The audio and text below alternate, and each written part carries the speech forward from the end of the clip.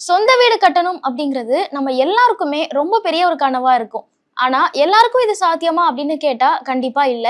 பொருளாதாரத்துல பின்தங்கினவங்க, ரொம்ப குறைவான அளவுல சம்பளம் வாங்குறவங்க எல்லாருக்குமே சொந்த வீடு அப்படிங்கிறது ரொம்ப சிரமமான ஒரு விஷயமா தான் இருந்துட்டு இருக்கும்.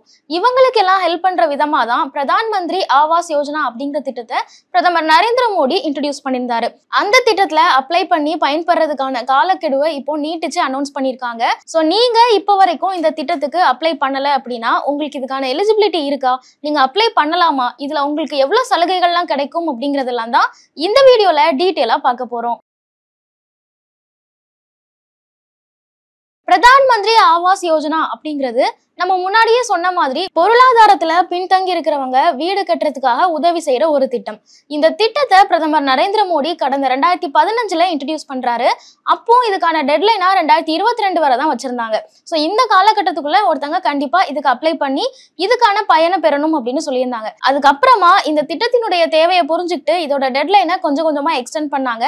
கடைசியா டிசம்பர் 2024 தான் டெட்லைன் அப்படின்னு வச்சிருந்தாங்க. ஆனா இப்ப மறுபடியும் இந்த தேதியை நீட்டிச்சு டிசம்பர் 2025 வரைக்கும் இந்த திட்டத்துக்கு அப்ளை பண்ணி மக்கள் இதன் மூலமா பயன்பெறலாம் அப்படின்னு அனௌன்ஸ் பண்ணியிருக்காங்க.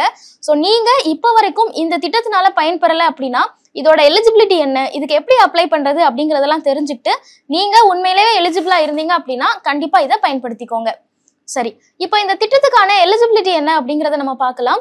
இந்த பிரதான் மந்திரி ஆவாஸ் யோஜனாவே 2 டைப்பா பிரிக்கிறாங்க. ஒன்னு அர்பன், அதாவது நகர்ப்புறத்துக்கான ஒரு திட்டம் அப்படிங்கிறதும், இன்னொன்னு கிராமப்புறத்துக்கான ஒரு திட்டம் அப்படிங்கிறதையும் பிரிக்கிறாங்க. ரெண்டுத்துக்குமே சின்ன சின்ன வித்தியாசங்கள் தான் இருக்கும்.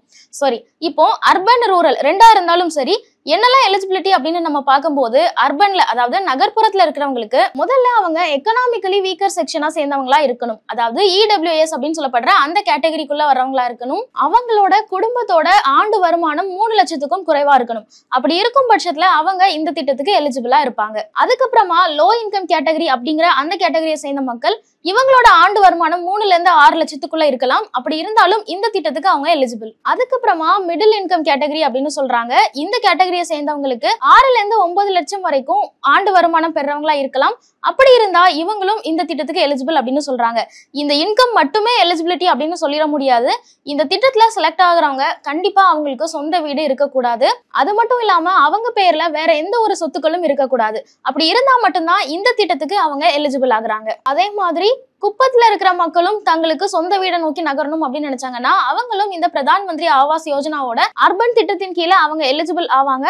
அவங்களும் இதை பயன்படுத்திக்கலாம். அடுத்தது கிராமப்புறத்துல இருக்கிற மக்கள் இந்த திட்டத்தின் மூலமா பயன்பெறணும் அப்படின்னு நினைச்சாங்கன்னா அவங்களுக்கு என்ன எலிஜிபிலிட்டி அப்படின்னு தெரிஞ்சுக்கலாம். Socio economic and caste census அப்படிங்கிற அரசாங்கத்தினுடைய சென்சஸ்க்கு கீழே யாரெல்லாம் லிஸ்ட் ஆயிருக்காங்களோ அந்த குடும்பத்தினர் கண்டிப்பா இந்த திட்டத்துக்கு எலிஜிபிள் அப்படின்னு சொல்றாங்க. அது மட்டும் இல்லாம கிராமப்புறங்கள்ல குடிசையில வாழ்ற மக்கள் சொந்த வீட்டை நோக்கி நகரணும்னு நினைச்சாங்க அப்படின்னா அவங்களும் இந்த திட்டத்துக்கு எலிஜிபிள். அவங்களும் பிரதான் மந்திரி ஆவாஸ் யோஜனாவோட கிராமப்புறத்தின் திட்டத்தின் கீழே இதுல பயன்பெற முடியும். இப்போ யாரெல்லாம் இதுக்கு எலிஜிபிள் அப்படிங்கிறத பார்த்தோம். ஆனா யாரெல்லாம் இதுக்கு எலிஜிபிள் கிடையாது அப்படிங்கறத தெரிஞ்சுக்கிட்டா உங்களுக்கு நீங்க இதுல அப்ளை பண்ண முடியுமா முடியாதா அப்படிங்கறத தெரிஞ்சுக்கிறதுக்கு இன்னும் உதவியா இருக்கும். ஸோ யாரெல்லாம் அப்ளை பண்ண முடியாது அப்படின்னு பாத்தீங்கன்னா, முதல்ல உங்ககிட்ட ஃப்ரிட்ஜோ இல்ல லேண்ட்லைன் போனோ இருந்தா நீங்க இந்த திட்டத்துக்கு எலிஜிபிள் இல்லை. அதே மாதிரி ப்ராப்பர்ட்டி அப்படின்னு எடுத்துக்கிட்டீங்கன்னா 2.5 ஏக்கர் விவசாயம் அல்லாத நிலம், இல்ல 2.5 ஏக்கருக்கும் மேல விவசாய நிலம், இல்ல 7.5 ஏக்கருக்கும் மேல நிலம் இருந்தது அப்படின்னா நீங்க இந்த திட்டத்துக்கு கண்டிப்பா எலிஜிபிள் இல்ல. அதே மாதிரி இன்கம் டாக்ஸ் கட்டுறவங்களா இருந்தா அவங்க இந்த திட்டத்துக்கு எலிஜிபிள் ஆக மாட்டாங்க. அரசாங்கத்துல வேலை செய்யறவங்க இந்த திட்டத்துக்கு எலிஜிபிள் ஆக மாட்டாங்க. 50,000க்கும் மேல மதிப்பு இருக்கக்கூடிய கிசான் கிரெடிட் கார்டை நீங்க பயன்படுத்துறீங்க அப்படின்னா நீங்களும் இந்த திட்டத்துல எலிஜிபிள் ஆக மாட்டீங்க. ஸோ இவங்கெல்லாம் தான் இந்த திட்டத்துக்கு கண்டிப்பா எலிஜிபிள் இல்லை அப்படின்னு சொல்றாங்க. நீங்க இதுல எந்த கேட்டகரியில வரீங்க அப்படிங்கறத நல்லா தெரிஞ்சுக்கிட்டு அதுக்கப்புறமா இந்த திட்டத்துக்கு நீங்க அப்ளை பண்ணீங்க அப்படின்னா உங்களுக்கு இந்த ஃபண்ட் அலாட்மெண்ட் ஈஸியா கிடைக்கும். இப்போ இதுக்கு நீங்க எப்படி அப்ளை பண்ணணும் அப்படிங்கறத தெரிஞ்சுக்கலாம். முதல்ல நீங்க PMAYயோட அர்பனா இருக்கட்டும் இல்ல கிராமினா இருக்கட்டும், ரெண்டுல எதுக்கு அப்ளை பண்ண போறீங்கனாலுமே அதோட அபிஷியல் வெப்சைட்ல போயிட்டு லாகின் பண்ணிக்கோங்க. அபிஷியல் வெப்சைட்ல போனதுக்கு அப்புறமா அங்க அப்ளை அப்படின்னு ஒரு டேப் இருக்கும், அதை கிளிக் பண்ணுங்க.